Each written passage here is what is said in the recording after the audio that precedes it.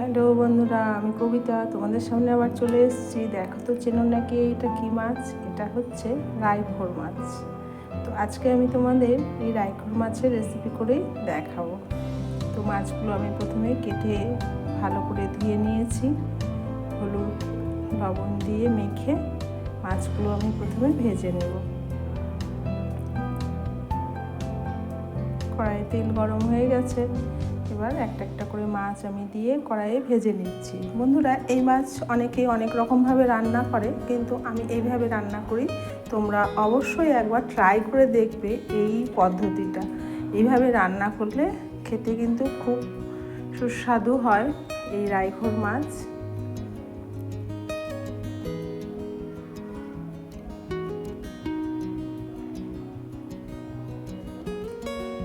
তো মাছগুলো আমি ভেজে নিচ্ছি। তোমরা তোমাদের মতন করে অনেকেই কড়া মাছ ভাজা পছন্দ করে, আবার অনেকে কম হালকা মাছ ভাজা পছন্দ করে। তো তোমাদের যেরকম পছন্দ তোমরা সেইভাবে ভেজে নেবে। আমরা একটু কড়াভাবেই মাছ ভাজাটা খাই, তো সেই জন্য কড়া করে ভেজে নিচ্ছি। 2 চামচ জিরে, 2 চামচ সর্ষে আর কয়েকটা কাঁচা লঙ্কা নিয়ে নিয়েছি। এটা আমি জল দিয়ে একটু ভিজিয়ে রাখবো। আর কয়েক টুকরো আদা, এটা আমি পেস্ট করে নিচ্ছি। দেখো মাছগুলো আমার লাল লাল করে ভাজা হয়ে গেছে। এবার আমি মাছগুলোকে তুলে নেব।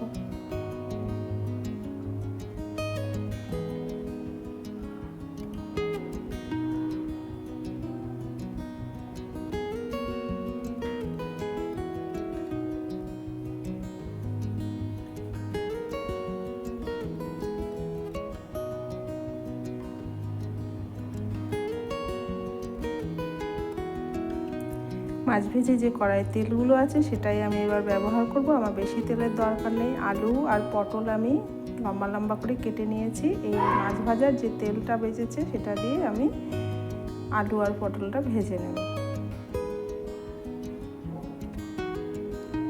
প্রয়োজন মতন হলুদ দিয়ে দিলাম, দিয়ে ভালো করে নেড়ে চেড়ে আলু আর পটলটা বেশ লাল লাল করে ভেজে নেব।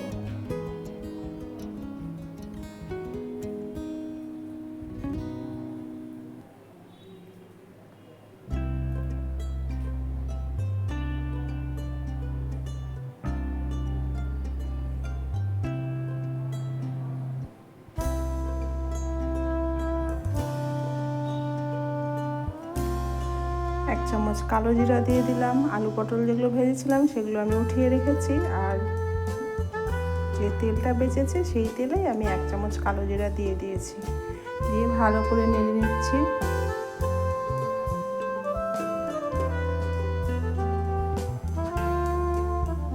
সর্ষে, জিরে, আদা, লঙ্কার যে পেস্টটা ছিল সেটা আমি দিয়ে দিলাম। দিয়ে ভালো করে আমি কষিয়ে নেব।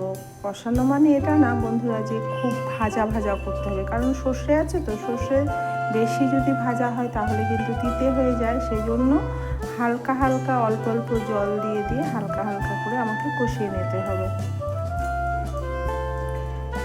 প্রয়োজন মতো হলুদ দিয়ে দিলাম।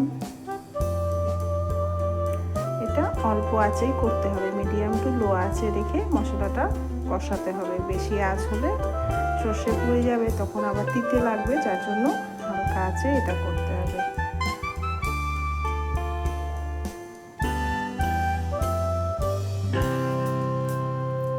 একটা টমেটো আমি পেস্ট করে রেখেছিলাম, সেই টমেটো পেস্টটা দিয়ে দিলাম। দিয়ে ভালো করে নেড়ে নিচ্ছি। তো এইভাবে করেই কষিয়ে নিতে হবে, বেশি শুকনো করা যাবে না, বেশি শুকনো করলে তিতা লাগবে। দিয়ে দিলাম 1 চামচ পরিমাণে কাশ্মীরি লঙ্কার গুঁড়ো, এটা কালারের জন্য। ঝালটা বন্ধুরা আমি কয়েকটা কাঁচা লঙ্কা দিয়েছিলাম, তোমরা চাইলে বেশি লঙ্কা দিতে পারো, কারণ আমাদের ঝালটা খুব কম খাওয়া হয় তো, যার জন্য আমরা কম দিয়েছি। তোমরা তোমাদের প্রয়োজন মতন ঝালটা দিয়ে দেবে। দিয়ে আমি ভালো করে কষিয়ে নিচ্ছি।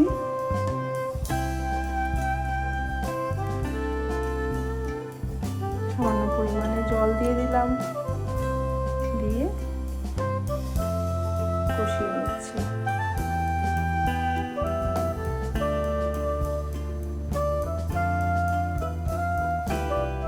তো নতুন বন্ধু যারা এসেছো আমার চ্যানেলে, অবশ্যই একটা লাইক করে দিয়ে ভিডিওটা পুরো দেখে ভিডিও সম্পর্কে একটা কমেন্ট করে দিও যে তোমাদের রেসিপিটা কেমন লাগছে। আর যদি খুব ভালো লেগে থাকে তাহলে চ্যানেলটাকে সাবস্ক্রাইব করে অল বাটনটা অবশ্যই প্রেস করে দিয়ে পাশে থেকে যেও। আর পুরাতন বন্ধুদের কাছেও আমার একটা রিকোয়েস্ট যে পুরো ভিডিও দেখে ভিডিও সম্পর্কে একটা কমেন্ট অবশ্যই করে যাবে তোমাদের ভিডিওগুলো কেমন লাগছে।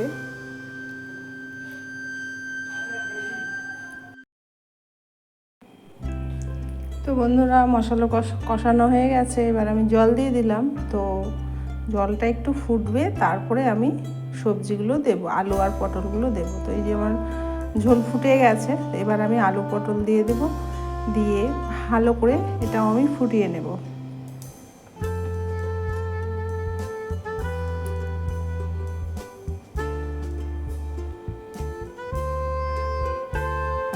দিয়ে দিলাম স্বাদ মতন লবণ।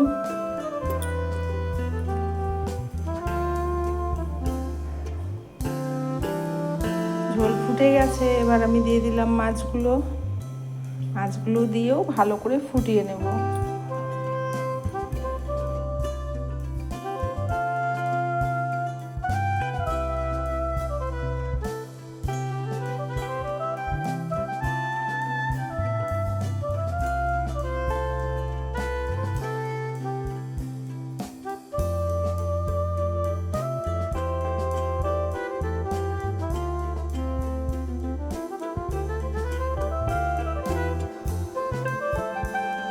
তো বন্ধুরা দেখো, ঝোল আমার ফুটে গেছে, আমার রেসিপি তৈরি। অবশ্যই কিন্তু তোমরা বাড়িতে একবার ট্রাই করে দেখবে এই রেসিপিটি, রাইখোল মাছের কেমন লাগে।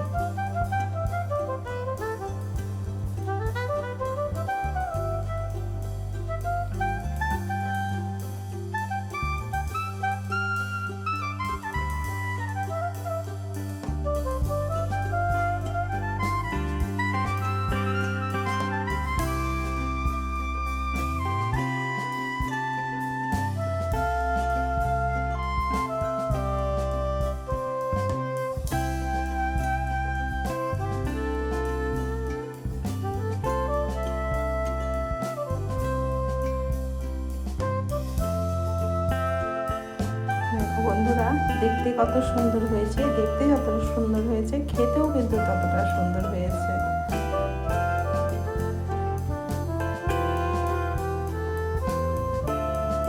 তো বন্ধুদের কাছে একটা রিকোয়েস্ট থাকলো, অবশ্যই বাড়িতে একবার ট্রাই করে দেখবে।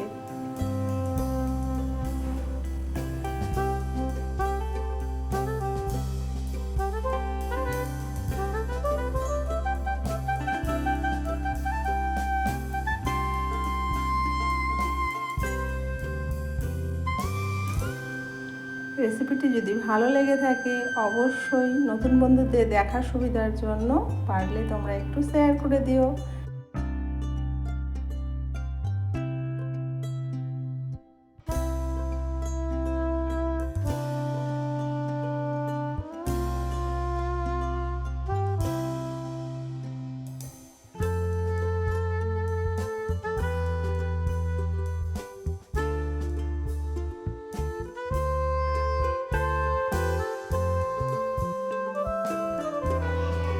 আজকে এতটুকুই, টাটা।